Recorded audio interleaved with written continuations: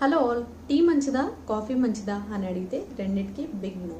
ఎందుకంటే tea coffee రెండు కూడా బ్రెయిన్కి స్టిమ్యులెంట్స్గా యాక్ట్ చేస్తాయి, ఇంకా ఎడిక్షన్గా కూడా మారుతాయి. సో టీ కాఫీ తీసుకోకూడదు. కానీ మనలో చాలామందికి టీ కాఫీ అనేవి చాలా రోజుల నుంచి అలవాటైపోయి ఒక్కరోజు తీసుకోకపోయినా రకరకాల సిమ్టమ్స్ అయితే బయటకు వస్తాయి కదా.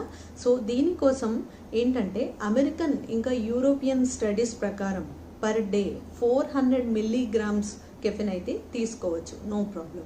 ఇంకా లేదా ఒక్కసారికి 200 మిల్లీగ్రామ్స్ కెఫిన్ అయితే తీసుకోవచ్చు. ఇది ఎలా తెలుస్తుంది, మనం డైలీ ఎలా కౌంట్ చేసుకోగలం అని అడిగితే, ఒక టేబుల్ స్పూన్ ఇన్స్టెంట్ కాఫీ పౌడర్లో 75 మిల్లీగ్రామ్స్ కెఫిన్ ఉంటుంది. లేదా ఒక టేబుల్ స్పూన్ ఫిల్టర్ కాఫీలో 100 మిల్లీగ్రామ్స్ కెఫిన్ అయితే ఉంటుంది.